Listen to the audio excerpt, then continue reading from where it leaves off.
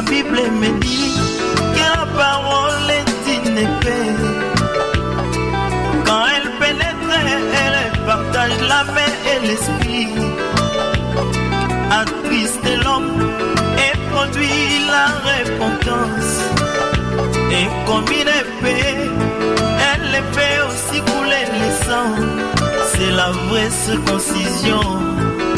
L'ancienne vie est passée et l'homme devient une nouvelle créature.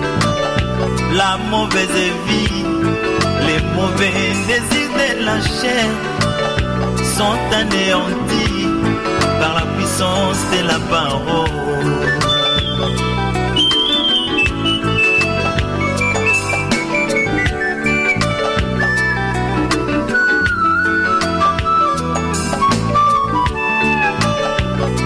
J'ai vu Pierre après la vision du Saint-Esprit. Il s'est levé pour prêcher la parole de Dieu. Oh, en entendant Pierre, beaucoup d'hommes sont blessés. Et ma Bible me dit qu'il y eut 3000 convertis. Mais pourquoi pas dans notre temps? D'un côté la parole est allégée, ils l'ont rendu faible pour plaire à leurs fidèles. Bien que de l'autre côté, la parole est bien prêchée, mais l'incrédulité envahit les hommes.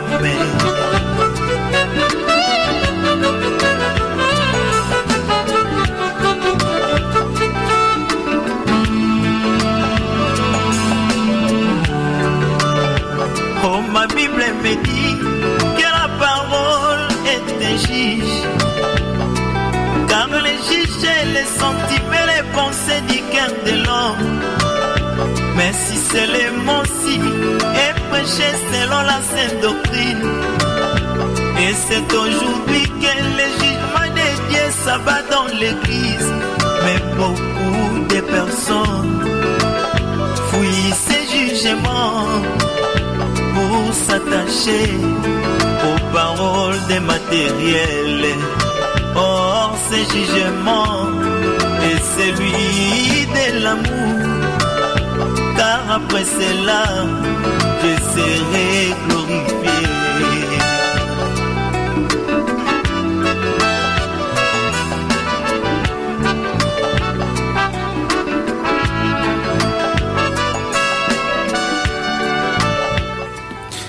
Nous vous savons nombreux devant votre poste récepteur pour attendre votre émission Que la lumière soit.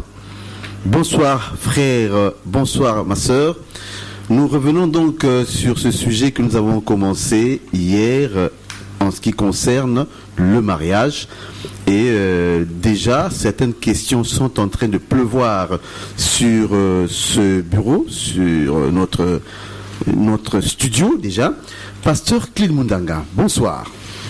Bonsoir frère Alain Victorien Zao. Frère Michel Tamba, bonsoir. Bonsoir frère Alain. Pasteur, l'heure est grave parce que nous savons combien il est important pour un homme de réussir son mariage. D'emblée, nous voulons commencer par une question qui nous avait été posée et qui concerne le sort de ceux qui ont subi ces erreurs de célébration de mariage dans l'église. Ils ont été comme ceux qui étaient, disons, honorés dans l'église à la place du Seigneur. Quel est leur sort, pasteur, après avoir subi ce petit tort? Et c'est par ignorance, hein, pasteur. Il faut le préciser. Hein. Bon, nous saluons tous nos fidèles auditeurs. Mm-hmm. Nous pensons à la MRTV, je dis par là Mémo Radio Télévision. Mm-hmm. Et nous pensons au serviteur du Seigneur, l'apôtre Guy-Léon Gagnon, mm-hmm. dont Dieu a donné ce poids, ce fardeau, mm-hmm. que le Seigneur continue à l'assister et à bénir cette grande maison qui nous permet d'être en contact avec vous qui nous suivez. Mm-hmm. Et nous bénissons Dieu pour votre attention et pour pour l'inspiration qui ne cesse de nous faire grâce jour après jour. À ce sujet, nous voulons d'abord réitérer que la bénédiction nuptiale qui conduit à des cultes de personnalité en l'honneur des mariés à l'église est une bavure. Nous avons hier expliqué avec certains versets à l'appui que cette pratique en fait n'est pas digne des enfants de Dieu. C'est une invention d'une certaine église européenne, et avec l'influence de cette église qui n'est autre que la bête en fait, la bête qui monte de la terre, c'est cette église là en fait. Alors elle a entraîné un plus grand nombre, c'est aussi elle la grande prostituée. Et vous avez vu dans le livre d'Apocalypse comment la grande prostituée devrait séduire beaucoup dans ses actes de prostitution. Et ici c'est aussi un acte de prostitution, et plusieurs personnes sont en train de commettre cet acte de prostitution avec la grande prostitution. Donc toute fois qu'on fait ça, c'est une prostitution. Toute fois qu'on fait ça, c'est le péché. Et nous disons que l'Église doit cesser avec ces pratiques-là. Nous devons prendre conscience, d'abord nous-mêmes qui nous marions, ne mettons pas Dieu, n'éprouvons pas Dieu comme ça. Et ceux aussi qui organisent ces cultes diaboliques doivent se ressaisir, parce que tout ce qui n'est pas écrit ne devait pas être observé. Et pourtant, nous sommes en train de nous enfoncer au fur et à mesure, et ça va de mal en pis. Donc nous demandons à tous ceux qui peuvent nous suivre de vérifier les Écritures et de prendre la position des Écritures. C'est très important. Dans ce que nous disions hier déjà, ce mariage dit religieux appartient aux religieux. L'Église n'est pas religieuse. Nous ne sommes pas une religion. Voilà pourquoi nous ne devons pas entrer dans ces dogmes religieuses. L'Église doit tout interroger, et comportons-nous en béréens. Nous ne rentrons pas comme des moutons qui ne savent pas interroger la corde qui leur est attachée. Nous sommes des hommes et nous devrons vérifier, parce que cette pratique est anti-biblique. Maintenant, toutefois, avant de descendre sur la question qui nous a été posée hier, que le frère Alain fait remonter sur le plateau, nous voulons signaler à tous nos fidèles auditeurs que vous pouvez nous contacter au 04 020 26 98. Vous pouvez intervenir en direct à l'émission, réagissez. Je sais que c'est un sujet qui peut étonner les uns, et d'autres peut-être aussi ont d'autres arguments. Appelez, nous sommes ouverts. C'est un sujet que nous devons autour duquel discuter, voir toutes les facettes pour que la lumière jaillisse convenablement. Et donc si vous voulez, vous avez un avis, vous voulez réagir, appelez en direct au 04 020 26 98 04 020 26 98, et écrivez-nous par le même numéro, ou encore écrivez au 06 945 35 24. Avant de répondre à cette question, nous allons respirer un tout petit peu, et avec cette bande d'annonces, nous avons un séminaire déjà, je pense, qui prendra fin demain, un séminaire où le Seigneur vraiment est au contrôle. Là même, nous sortons de là-bas, c'était vraiment bien, le Seigneur se manifeste puissamment. Nous invitons tous ceux, les fils et filles d'Abraham, venez ensemble, nous allons écouter ce que dit notre Père. Donc suivez cette bonne annonce.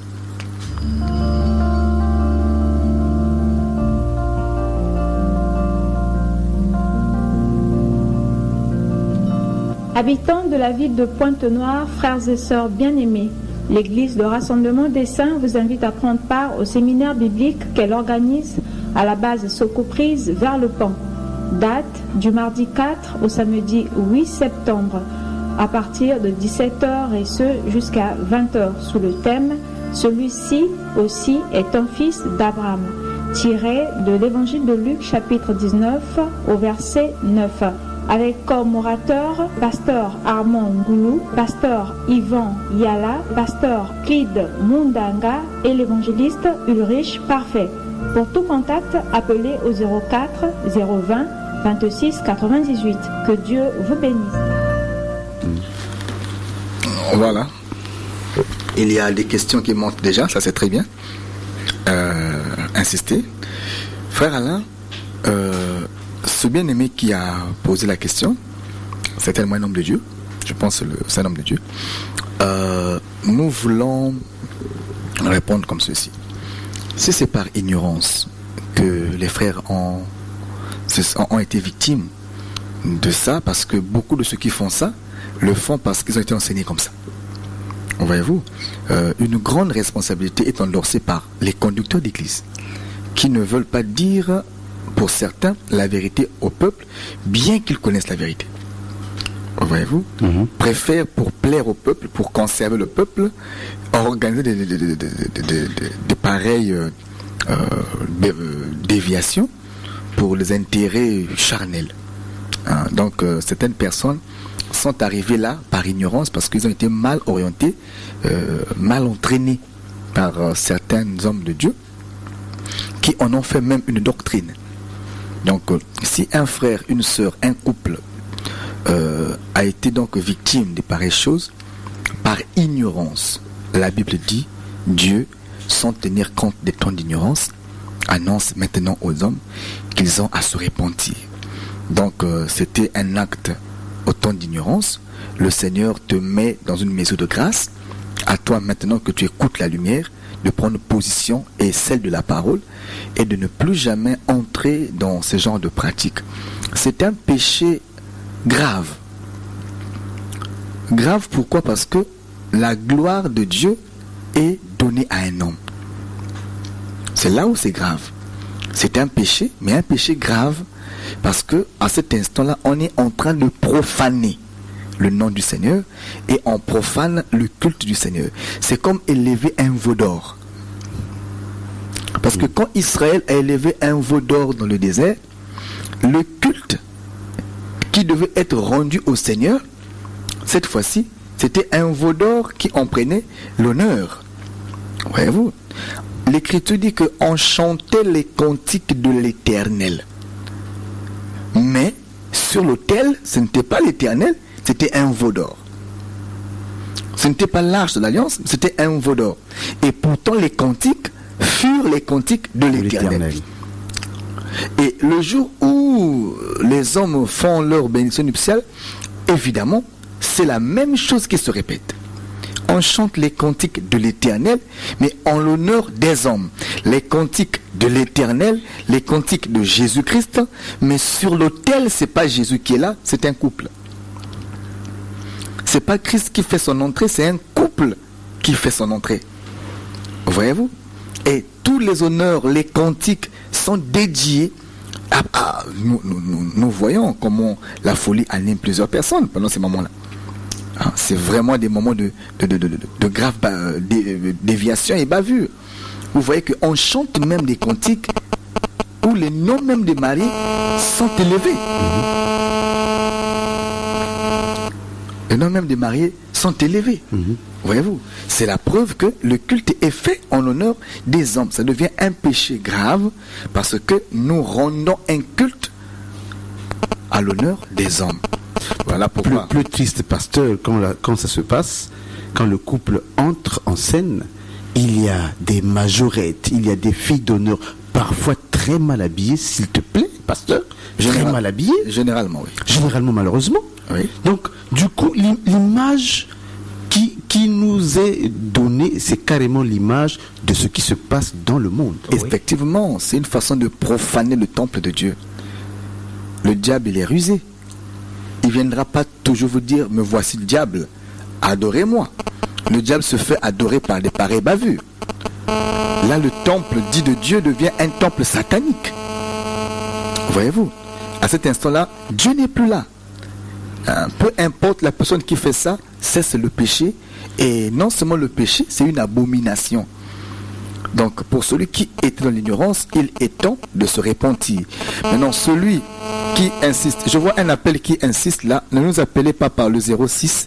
Ce C'est plutôt téléphone par là. le 04, s'il vous plaît. Voilà, le 06 n'est pas adapté pour les appels en direct. Le 06 plutôt, nous répondons directement. Donc appelez-nous au 04, ce serait mieux. Le 06 ne convient pas à ce genre de travail. Au 06, écrivez plutôt. Les appels, appelez-nous au 04. Au 04. Donc c'est un acte grave, frère Alain, grave, parce que c'est le diable qui est élevé. Parce que cette église qui a inspiré ça, il est sans contredit que la bête a incarné dans le passé cette église-là et incarnera cette église-là. D'après le texte prophétique, c'est une grande prostituée qui est assise sur cette montagne. Vous savez, l'église qui est assise sur cette montagne, ça vous connaissez ça? Même l'histoire nous relate ça. Voyez-vous? Mais c'est elle qui a inspiré ça. Elle n'a pas seulement inspiré le culte des mariés, elle a aussi mis en scène le culte de Marie. Voyez-vous? Elle a enseigné aux hommes que Marie est restée vierge jusqu'à la fin. Immaculée conception. Ça, c'est quelle histoire? Marie n'a pas mis au monde par césarienne. Comment elle peut mettre au monde et rester vierge? Ça, c'est quelle histoire encore, ça? Hein? Mais ça a été enseigné aux hommes. Comment une femme qui met au monde par la voix basse, elle reste encore vierge? Mais attendez. C'était un enfant par Bluetooth. Un enfant qui est sorti par Bluetooth. Ou comment ça?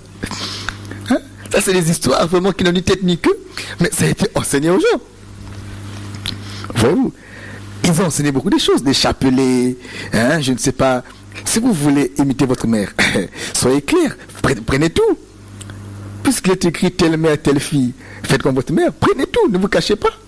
Puisque pour plusieurs gens, ils sont repartis avec des toges et des bonnets. Prenez tout. Mais c'est aussi un moyen pour l'esprit de démasquer, de montrer les œuvres de ce qui se cache derrière la parole. Donc nous disons que pour ceux qui sont tombés là par erreur, en tout cas, ce message vient pour permettre à plusieurs de prendre une bonne position. Maintenant, pour ceux qui veulent s'enfoncer, alors ils auront affaire au Dieu de la parole. Amen. Il y a beaucoup de questions à l'antenne. J'ai d'autres questions. Nous avons d'autres questions qui tombent là, que nous voulons répondre, plutôt d'abord lire pour satisfaire les auditeurs. Bonsoir pasteur, comment connaître la femme de sa vie? Bon, il y a d'abord un appel, on va répondre à ça. Allô? Allô? Allô? Bonsoir. Oui, bonsoir. Allô? Oui, on vous entend bien. Allô? Allô, oui, nous vous recevons. Bonsoir, pasteur. Bonsoir, frère. Vraiment, quand j'étais inspiré par le fait de ce sujet-là, vraiment, j'ai eu beaucoup de contradictions. Je me suis même refroidi. Je me suis dit que donc, alors, je suis donc allé dans l'erreur ou bien comment? Parce que l'esprit me révélait que le mariage est unique, un seul. Et que la naissance, le mariage et la mort sont des actes uniques. Et comment se fait-il que le seul mariage peut avoir 3 phases? Donc je me disais que vraiment ça ne me revenait pas. Non. Et quand j'essayais d'expliquer ça, j'ai eu beaucoup de contradictions avec les sujets. Je dis bon, vraiment quand je vous entends dans ce sens-là, vraiment je suis dans la joie de faire mon sujet, vraiment le Saint-Esprit me manque. Gloire à Dieu. Et il y aura plus quelqu'un qui me soutiendra un jour. Et gloire à Dieu. Vraiment c'est l'occasion. Vraiment je vous donne ce sujet-là. Amen. Merci. Amen. Merci. C'est le Seigneur qui vous console par ce programme. Et nous voulons par là encourager beaucoup de frères. Et je me souviens, frère Alain, près de 12 ans passés, j'étais en train de tenir ce propos-là aussi. Dans le milieu où j'étais, les gens n'avaient pas d'argument pour renverser ça. C'est tellement clair. Mais il y avait donc une forme de trafic d'influence. Nous étions sous certains maîtres qui usaient de leur position pour faire avaler tout ce qu'ils pensaient. Et lorsque on prenait les Écritures pour contester, on nous taxait de rebelles. Malheureusement. Malheureusement. Et pendant un bon bout de temps, nous avons été considérés comme des rebelles. Mais chemin faisant, certains ont compris, parce que la vérité reste têtue. Elle triomphe toujours. Elle triomphe toujours. Alors nous voulons dire à tous ceux qui résistent encore, tu n'es pas plus fort que la vérité. Et tu n'es pas plus fort que Dieu. Arrête de combattre l'esprit. Et arrête de combattre Dieu, parce que tu seras toujours vaincu. Il n'y a pas un verset biblique qui soutient ça. Arrêtons avec des pratiques qui élèvent le diable. Parce que quand Christ n'est pas élevé, c'est automatique. C'est l'ennemi qui prend la gloire. Si le culte qui est fait en l'honneur des mariés ne rend pas gloire à Dieu, alors c'est automatiquement le diable incarné derrière les mariés qui prend la gloire. Chers pasteurs, chers frères, chers conducteurs d'église, préservez le peuple du Seigneur. Il ne faut pas induire le peuple en erreur. Voyez-vous, je vais prendre un texte avant, je vais lire une question. Bonsoir pasteur Clide, frère Alain, bonsoir frère Michel. C'est le frère Van. Ma question est ceci. Étant enfant de Dieu, n'est-il pas possible de faire une présentation au premier vin et prendre sa femme pour vivre avec elle, vu les conditions actuelles où il faut seulement, donc il veut dire aller jusqu'à la dot. Voilà, c'est une question très importante. Je pense que nous allons traiter ça, parce qu'il y a une question similaire qui parle sur les fiançailles. On va, frère Van, ta question est très importante. Ça peut même nous permettre de nous étaler, parce que là-dessus aussi, il y a beaucoup de choses qui se passent qui ne sont pas conformes à la parole, mais qu'on a enseigné aux gens. Et les gens deviennent condamnés avec des choses en fait qui n'existent pas, mais dont leur conscience est chargée. Certains frères ont créé des péchés. Donc un péché qui n'existe pas, ils ont créé ça. Ils ne savent même pas comment nommer ça maintenant. On dit ça, c'est le péché. On appelle ça comment? C'est le péché. On appelle ça comment? C'est le péché. Mais le péché doit avoir un nom. Voyez-vous? Donc, les hommes ont créé des péchés comme ça, juste pour stigmatiser le peuple, pour je ne sais pas, oppresser le peuple. C'est pas bien. C'est pas bien. Donc, la question du frère Van aussi donc, sera prise en compte. Bon, il y a une autre question ici. Je pense que la question pourra attendre un tout petit peu. L'Écriture dit, et si on dit plutôt, on se marie à quel âge précisément pour l'homme, pasteur? Il n'y a pas un âge pour le mariage. On se marie quand on est prêt, quand on est mûr, et quand on brûle. D'après le texte, on marie lorsqu'on est prêt et lorsqu'on brûle. L'Écriture dit que celui qui brûle se marie. Brûle sans être prêt? Est-ce qu'on peut brûler sans être prêt? Non, il faut d'abord être prêt. Il faut être prêt, il faut être mûr, et il faut brûler quand même. Parce que entrer alors que tu ne brûles pas encore, tu risques de brûler pour quelqu'un d'autre, étant déjà dans le mariage, ça crée beaucoup de problèmes aussi. Pour avoir une idée, est-ce qu'on peut brûler à 16 ans, à 18 ans, à 20 ans? Pour un homme, lorsqu'on est prêt, je préfère ne pas situer un âge donné. Lorsqu'on est prêt et qu'on brûle, on peut se marier. Mais dans l'expression prêt, qu'est-ce que vous entendez par là, pasteur? Prêt, ça veut dire qu'on est mûr. Parce qu'il n'y a pas un âge pour la maturité. Il ne faudrait pas qu'on tombe dans ces erreurs-là aussi. Nous voyons ici, même dans notre pays, des personnes âgées de 50, 60 ans sans maturité. Quand il te parle, tu as même peur de son âge. Pitié, je veux dire de son âge. Voyez-vous, il y a des jeunes d'une vingtaine d'âge qui raisonnent mieux que des vieux de 60 ans, 50 ans. Voyez-vous, donc la maturité, le prophète Éliou l'a dit à Job, que la sagesse ne vient pas du nombre de cheveux blancs sur la tête. Et l'écriture ne peut être anéantie, la parole est vraie. Donc on ne va pas dans ce piège-là, tomber là-bas pour dire à tel âge, on ne peut pas fixer l'âge. Mais quand vous voyez même un âge revenir, non, à 40 ans, à 40 ans, à 40 ans, là-bas, dans l'ombre, le 40 ans, là, s'interprète. Ce n'est pas 40 ans physique aujourd'hui. Voilà. Donc, le mariage, on ne peut pas fixer un âge donné. Nous avons vu des frères d'une vingtaine d'âge se marier et réussir leur mariage. Jusqu'à 30 ans, 40 ans. vous vous renseignez, ils se sont mariés, l'homme avait une vingtaine d'âge, la femme parfois avait à peine 20 ans, ou encore 18 ans. Voyez-vous? Donc, ils étaient prêts, et le brûlaient l'un pour l'autre, et ils ont passé 40 ans des vents et marées ensemble.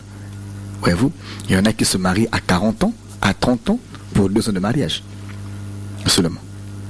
D'ailleurs, même la majeure partie des mariages qui se font à 50 ans ou je sais pas 45 ans, parfois ne finissent même pas aussi. Donc c'est pas comme le monde pense, non, l'âge mature, l'âge mûr, c'est ça. Non, ça ce sont des histoires. C'est vraiment des histoires qui n'ont ni tête ni queue. D'après la parole, lorsque un homme est prêt et un homme brûle, il peut se marier. La femme de même, lorsqu'elle est prête et qu'elle brûle, elle peut se marier. Il n'y a pas d'âge pour ça.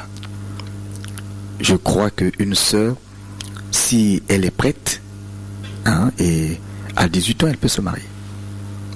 Si elle est prête. Si elle est prête, si elle est mûre, voilà, il ne faut pas fixer les âges. Je ne sais pas, un jour j'ai suivi dans un programme à la télé où on était en train de créer des histoires qui n'existent pas. J'ai écouté un homme pourtant intellectuel, mais je ne sais pas comment il a pu tomber si bas, remettre sur l'Église la responsabilité des mariages forcés aujourd'hui. Mais j'étais étonné. Il n'y a pas une église au Congo qui tombe dans des pareilles pratiques. Je ne pense pas. Plutôt dans une religion d'à côté. Je comprendrais volontiers qu'il parle d'une certaine religion là où la femme n'a pas de volonté. Dans les églises, la femme a la volonté. Et aucune église ne marie une fille de façon forcée. Dans la religion, je veux dire dans la foi chrétienne, le mariage ne se force pas. On consulte la volonté de la fille.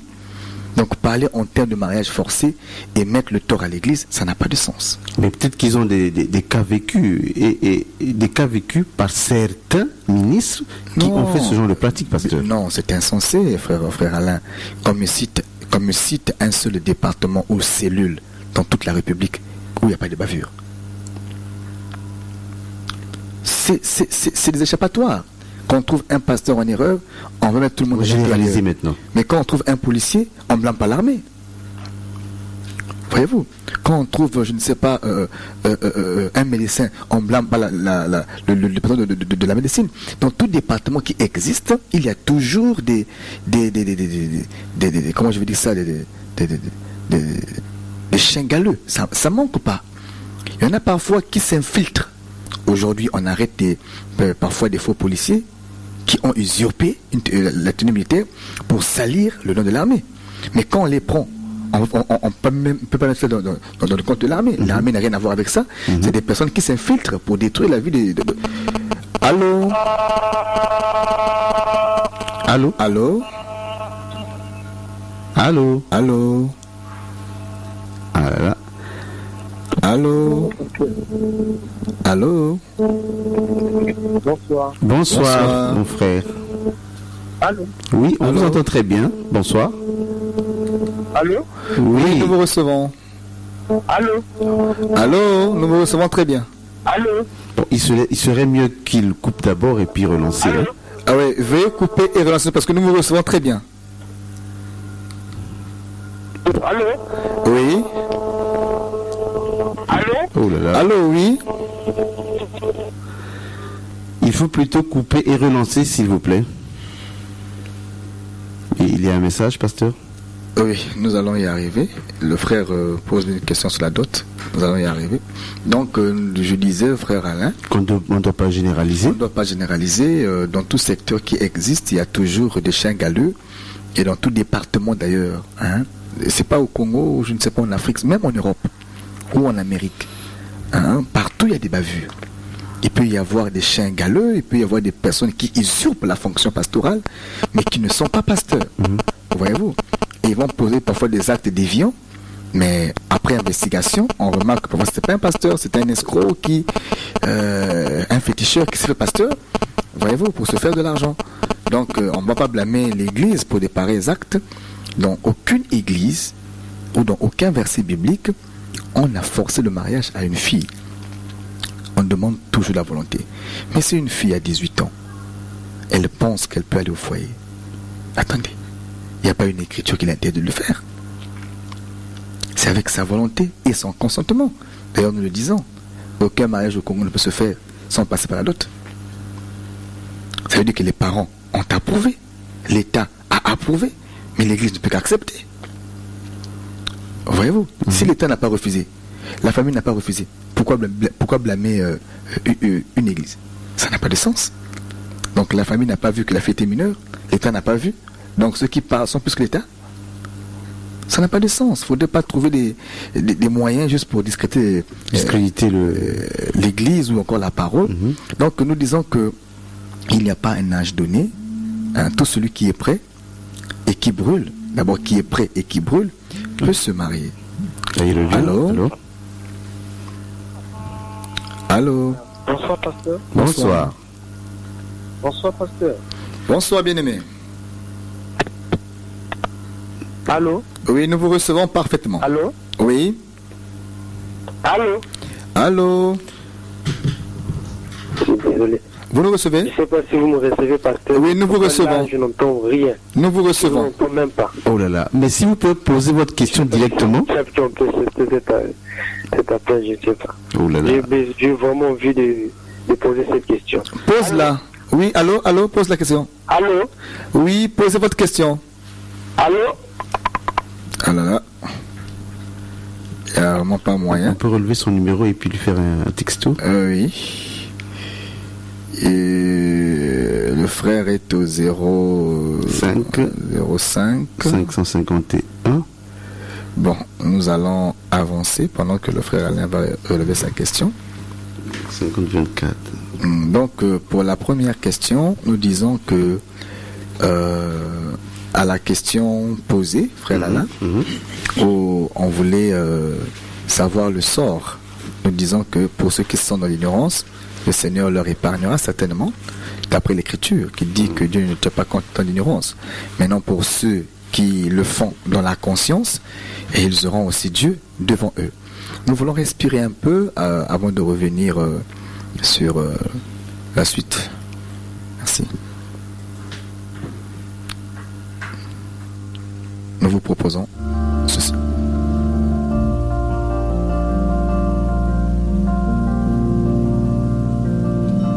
Habitants de la ville de Pointe-Noire, frères et sœurs bien-aimés, l'Église de Rassemblement des Saints vous invite à prendre part au séminaire biblique qu'elle organise à la base Socoprise vers le Pan. Date du mardi 4 au samedi 8 septembre à partir de 17h et ce jusqu'à 20h sous le thème « Celui-ci aussi est un fils d'Abraham » tiré de l'évangile de Luc chapitre 19 au verset 9. Avec comme orateur pasteur Armand Ngoulou, pasteur Yvan Yala, pasteur Clyde Mundanga et l'évangéliste Ulrich Parfait. Pour tout contact, appelez au 04 020 26 98. Que Dieu vous bénisse.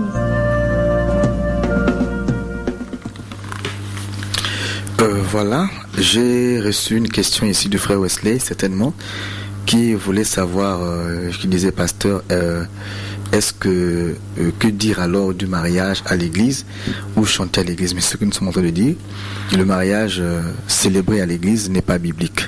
C'est contre la parole. On ne peut pas célébrer un mariage dans l'église. L'église, on célèbre une chose, c'est le culte au Seigneur. On ne peut pas faire un mariage dans l'enceinte même de l'église. C'est profaner le temple.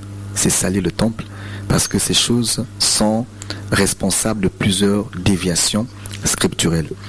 Et il y a une écriture, frère Alain, dans le livre de Nombres, chapitre 9, verset 19. L'écriture dit que Moïse et tout le peuple dépendaient de la colonne. Quand la colonne était fixe, ou encore la colonne se reposait sur le lieu très saint, quand la colonne ne bougeait pas, alors oui. Quand la colonne ne bougeait pas, le peuple aussi ne pouvait pas bouger. Et Dieu appelait ça respecter le commandement. Si la colonne s'est déplacée, Moïse et le peuple doivent se déplacer. Amen. Si la colonne ne se déplace pas, Moïse ne doit pas faire même pas un pas. Et le peuple doit suivre Moïse. Moïse, ici le pasteur, le peuple reste l'église, la colonne c'est la parole. Donc là où la parole ne dit rien, le pasteur ne doit pas s'improviser. Là où l'écriture ne dit rien, une église ne doit pas s'improviser. Sinon, c'est une déviation. Alors, frère revient, bonsoir. Allô? Allô? Ah, vraiment, il n'a pas de chance. Allô? Allô? Vraiment. Nous allons avancer vu l'heure qu'il fait. Il y a une question ici. Le message du mariage, c'est le frère Lambert, je ne comprends pas. Bonsoir pasteur, c'est la sœur Amélie. J'aimerais savoir, la bénédiction nuptiale est célébrée où si ce n'est pas à l'église? Ah, voilà une bonne question. Merci beaucoup la sœur. Bonsoir, c'est le frère Chris Carrel depuis mardi. J'attends. Oui, la question sur la dîme. Bon, nous reprendrons à ça, mais nous sommes d'abord sur un sujet qui est important. Nous sommes sur un sujet qui est important. Donc le frère Chris Carrel, supporte-nous un peu. Supporte-nous un peu et dès que nous aurons l'espace, nous répondrons à ta question. Surtout que les émissions sont des émissions de 45 minutes. Mais toutefois, si tu es impatient, tu peux nous appeler hors antenne pour qu'on discute à bâton rompu. Parce qu'à l'antenne même, il faut prendre ça pour un sujet. La dîme, c'est un sujet très vaste qu'on ne peut pas répondre en 2-3 mots. J'aime pas prêcher la dîme en 2 mots, 3 mots parce que c'est un sujet très vaste. C'est objet de beaucoup de critiques. Alors il faut rassembler les écritures pour mieux éclairer le peuple. Donc il y a une belle question là que la sœur est en train de poser. La bénédiction nuptiale. La bénédiction nuptiale. Si ce n'est à l'église, où la faire donc? Il y a aussi une autre question sur les fiançailles qui ont été posées, qu'on n'oublie pas ni l'une ni l'autre. Il y a une question qui va avec, qui a été posée sur tout à peine là, sur toujours si quelqu'un pouvait prendre la femme après le premier, deuxième vin. Voilà. Bon, je sais pas, on commence par est-ce qu'on commence par le nuptial ou on commence par le lieu, les fiançailles? Le lieu où on devrait faire la bénédiction nuptiale. Bon, déjà, il est important de signaler, bonsoir pasteur, pourquoi un mariage célébré dans l'église est béni par un pasteur ne préfère pas et conduit encore à la séparation, alors que ce qui est scellé sur la terre est scellé au ciel. Pandu Isidore. Ah oui, une très belle question. Mais on ne peut pas appliquer ce qui est lié sur la terre et lié dans les cieux à un couple mortel. Cette écriture, cette promesse ne concerne pas le mariage, parce que dans le mariage, nous savons que l'un doit partir, l'autre peut rester. Donc déjà cette promesse-là ne concerne pas le mariage. Ce qui est lié sur la terre, et ça ne concerne pas le mariage. Là-bas, c'est autre chose. C'est autre chose, donc ce n'est que normal. Dans un mariage, un peut partir, l'autre peut rester. Mais dans le cas du divorce, il y a beaucoup d'éléments qui peuvent entraîner au divorce, notamment le manque de préparation, l'avant-mariage. C'est ça ce qui est à la base de plusieurs divorces. Aujourd'hui, dans nos églises, nous prêchons aux gens de prier pour avoir le mariage, de jeûner pour avoir le mariage. Il y a des prophéties, des paroles, de connaissances, c'est bien pour avoir le mariage. Mais il y a des païens à côté qui se marient sans prière. Il y a des païens à côté qui se marient sans jeûner. Il y a des païens qui se marient copieusement. Alors là, copieusement, sans pourtant élever une voix pour prier. D'autres même sont dans d'autres confessions, d'autres religions qui ne sont pas chrétiennes, mais se marient. Le mariage n'est pas chrétien. mariage est naturel, il n'est pas chrétien. Parce que si le mariage était chrétien, alors il aurait fallu être chrétien pour se marier. Et pourtant, avant même que la foi ne vienne au Congo, les gens se mariaient. Avant que Christ ne naisse, les gens se mariaient. Donc le mariage n'a rien à voir avec la foi chrétienne. C'est un point naturel. Mais une fois dans la foi a le devoir d'orienter, de corriger et de faire la chose de façon conforme à la parole. Mais le mariage en soi, on n'a pas besoin de jeûner pour se marier. Non. À moins qu'il y ait un lien, dans un cas particulier, qu'il y ait une poursuite spirituelle, parce qu'il y a aussi des cas comme ça. À cet instant, la prière vient pour aider la personne à sortir de là. Mais en faire une doctrine maintenant, c'est un mal. Donc on prend tout le temps pour exciter les sœurs et les frères au mariage, mais on ne leur prépare pas au mariage. Et là, ça nous fait penser aux fiançailles finalement. Voilà. Aïe, aïe, aïe. Et là, c'est là où tout le bas blesse. Je pense qu'on va même commencer par les fiançailles. Finalement, oui. On va commencer par les fiançailles. Le frère posait la question de savoir comment un pasteur peut manager. C'était le frère Chancel, je pense. Comment un pasteur peut-il manager l'étape de l'avant-mariage? Nous n'avons pas d'autres bouquins de travail que la parole. Voyez-vous? Donc nous allons repartir un peu dans les Écritures. Je vais citer pour gagner en temps. Vous allez remarquer que Jacob était parti pour aller chercher une femme parce qu'il était devenu prêt et voulait maintenant bâtir une famille. Donc voilà comment Jacob quitte son toit pour aller à la recherche d'une femme. Et quand Jacob va pour aller prendre la femme, la Bible m'enseigne que quand Jacob est arrivé, j'aimerais une question qui vient toujours et que je n'ai pas répondu. Je veux dire clairement que le mariage dit religieux, bénédiction nuptiale, n'est pas écrit dans la Bible. C'est une fausseté. Ça n'a pas sa place dans l'église. À l'église, on ne célèbre une seule personne, on ne célèbre qu'une seule personne, c'est notre Seigneur Jésus. D'ailleurs, l'église appartient à Jésus. Frère Alain, j'ouvre la parenthèse. L'Écriture dit que le mariage soit honoré de tous et que le lit conjugal soit exempt de souillure. Le mariage soit honoré de tous dans la doctrine voulait dire que tout homme respecte le mariage.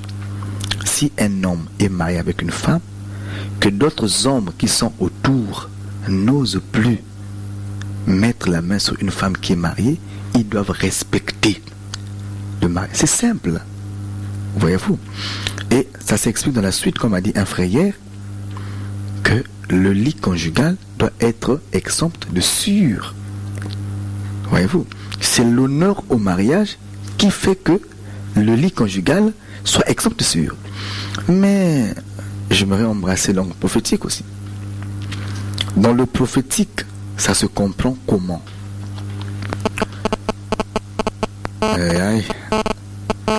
Il y a comme un message qui est en train de... dans le prophétique, on va saisir ça comme ceci, frère. Le Seigneur, à plusieurs reprises, a chassé Israël avec une lettre de divorce, attention, par les mains de Jérémie, parfois, ou d'Ésaïe, disant que ta sœur, ta mère, s'est prostituée. Elle a souillé mon lit.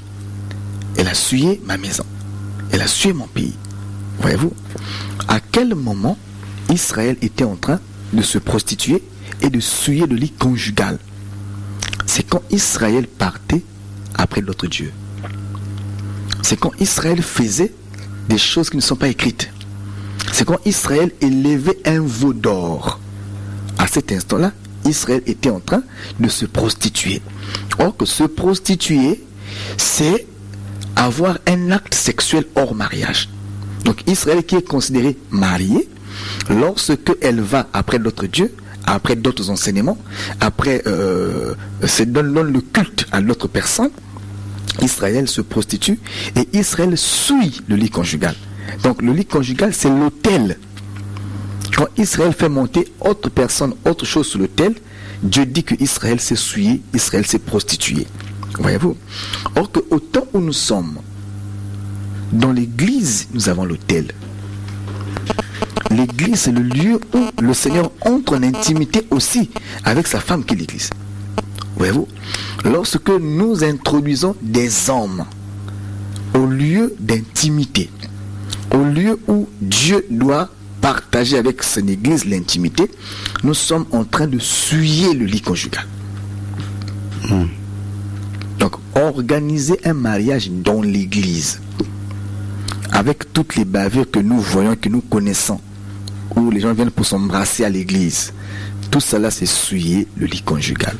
Donc nous insistons, le mariage religieux, laissez ça aux religieux. L'église n'est pas religieuse. Ce n'est pas biblique, c'est pas écrit, c'est l'histoire des Européens. Donc, nous disions, frère Alain, quand Jacob va, il y a beaucoup de questions, nous avons reçu ça, nous écrivons, nous notons ça, vu qu'on ne peut pas tout répondre à la fois, donc nous répondons les questions qui sont tombées avant, et au fur et à mesure, nous avançons. Je disais, frère Alain, Jacob voulait se marier, Jacob est allé dans la patrie de sa mère, et même de son père. Je ne voudrais pas entrer dans la patrie c'est l'église, c'est l'évangile, voilà. La patrie c'est l'évangile. Donc lorsque Jacob retourne vers la patrie, donc Jacob va prendre une femme dans l'évangile. Voilà pourquoi Jacob est allé chercher la femme où? Au puits. Donc le puits c'est le ministère, c'est la parole. Ça veut dire qu'un enfant de Dieu, quand il veut se marier, il doit aller au puits. Il doit aller là où il y a la parole. On ne prend pas une femme en dehors de la parole. Voilà pourquoi Paul a dit, se marier c'est bien pourvu qu'on le fasse dans le Seigneur. Dans le Seigneur. Dans le Seigneur, c'est dans la parole. Donc voilà pourquoi, toutefois que Jacob voulait prendre une femme, je veux dire, quand il voulait prendre une femme, il est allé au puits. Lorsque l'intendant le plus ancien a voulu prendre une femme pour son seigneur Isaac, il est allé où? Au puits. Lorsque Moïse a voulu prendre une femme, il a rencontré Séphora au puits. Voyez-vous, le mariage se fait au puits. La femme, on la prend au puits. Le puits ici, c'est le ministère. Le puits ici, c'est l'évangile. Je veux dire, pour que tu aies une femme, il faut te rapprocher de là où la parole est prêchée. C'est là où tu peux avoir une bonne femme. En dehors de la parole, le mariage, le Seigneur se réserve. Maintenant, lorsque Jacob arrive, il rencontre Rachel. Jacob avait aimé Rachel. Tu vois? Jacob arrive, il a vu Rachel, il a apprécié. D'abord, il s'est renseigné, on a parlé de Laban, et après, il voit la fille de Laban qui vient. Et l'écriture dit que Jacob, Léa et Rachel étaient belles de figure, belles de taille, belles de figure. Parce que ce critère aussi était important pour le mariage. Et quand il voit que la femme était belle de taille, belle de figure, il a aimé la fille. Il dit, mais vraiment, tu es intéressante, tu vois. Et la fille qui a écouté les propos d'un homme, parce que, attention, elle était belle de taille, belle de figure. Cela aussi est très important. Précision. C'est très très important parce que si tu veux prendre une femme, il faut prendre une femme qui est belle de taille, belle de figure. Vous précisez, pasteur. C'est très important. Maintenant, si la femme n'est pas belle de taille, belle de figure, gare à toi. Mais cette insistance pas seule, elle cache quoi là? Voilà. Donnez la précision. C'est l'écriture, donc on veut bien. L'écriture déjà, c'est elle n'a nous son défaut. Donc même quand on dit belle de taille, belle de figure, c'est très important. Mais on va y arriver. Voilà comment on appelle ça. Léa, Jacob, plutôt Rachel. Rachel ne répond rien à Jacob. Même si c'est un visiteur, il est éloquent, il est beau, il est robuste, je ne sais pas comment. Rachel ne répond rien à Jacob. Plutôt, elle emmène Jacob vers son père. C'est ça le début d'un bon fiançailles. Elle emmène l'homme vers son père pour dire, papa, regarde l'homme que j'ai rencontré en route. Et c'est le père qui va examiner l'homme. Parce que le père, il est passé par là. Il connaît le serpent. Il connaît aussi ce qui n'est pas serpent. Voyez-vous, si déjà Jacob ne veut pas rencontrer le papa de Rachel qu'il prétend aimer, Problème. c'est un escroc. Problème. C'est un escroc. Sœur, quand tu vois déjà qu'un frère, tu lui dis non, si tu m'as aimé, allons voir le pasteur. Il dit non, on commence d'abord le pasteur après. Attention, sœur, ça c'est un serpent. Et bien, t'es morte. La sœur l'a emmené vers le père. Et le père reçoit Jacob. Et Jacob expose son problème. À cet instant-là, quand le père écoute, Jacob s'accorde avec le père. Et les deux commencent à marcher. Rachel est là, sous le toit du père. Elle n'est pas dérangée, mais on la prépare maintenant parce que l'homme aussi est en train de se préparer de travail. Ça, c'est les fiançailles. Et quand l'homme a fini de verser donc la dot, à cet instant-là, il récupère la femme. Il entre avec elle pour aller maintenant consommer le mariage. Voyez-vous? Alors, qu'est-ce qui se passe? Je parle ici dans un terme dans la foi. Il y a deux cas. Il y a un cas où un couple vient au Seigneur est en couple déjà. Voyez-vous? C'est un fiançailles où messieurs et dames viennent à l'église, sont fiancés, déjà fiancés. Là, le pasteur va les entraîner, les encadrer jusqu'à les emmener au mariage. Voyez-vous? Mais même la charge du pasteur est tout à fait un tout petit peu limitée parce que c'est une relation qu'il vient de trouver comme ça. Il fera simplement un travail pour les emmener ensemble.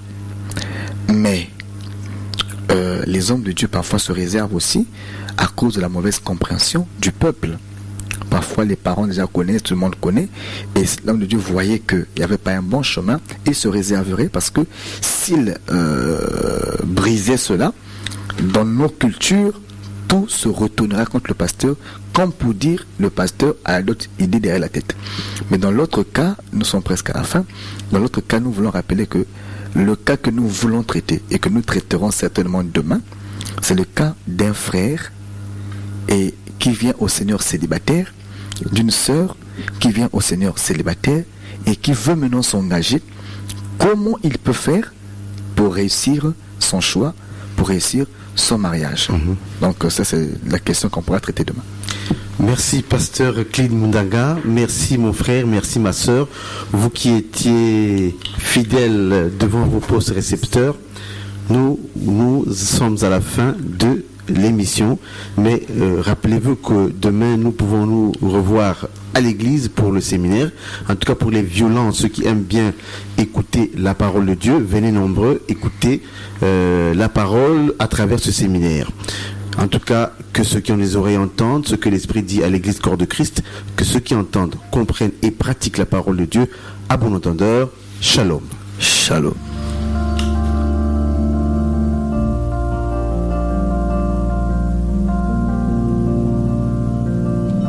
Habitants de la ville de Pointe-Noire, frères et sœurs bien-aimés, l'Église de Rassemblement des Saints vous invite à prendre part au séminaire biblique qu'elle organise à la base Socoprise vers le Pan. Date du mardi 4 au samedi 8 septembre à partir de 17h et ce jusqu'à 20h sous le thème « Celui-ci aussi est un fils d'Abraham » tiré de l'évangile de Luc chapitre 19 au verset 9. Avec comme orateur pasteur Armand Ngoulou, pasteur Yvan Yala, pasteur Clid Mundanga et l'évangéliste Ulrich Parfait. Pour tout contact, appelez au 04 020 26 98. Que Dieu vous bénisse.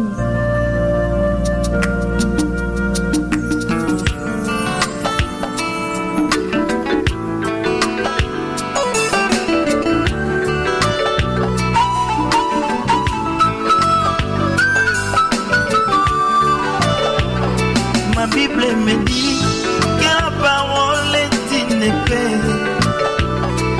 Quand elle pénètre, elle partage la main et l'esprit, attriste l'homme et produit la repentance. Et comme une épée, elle fait aussi couler le sang. C'est la vraie circoncision. L'ancienne vie est passée et l'homme devient une nouvelle créature. La mauvaise vie, les mauvais désirs de la chair sont anéantis.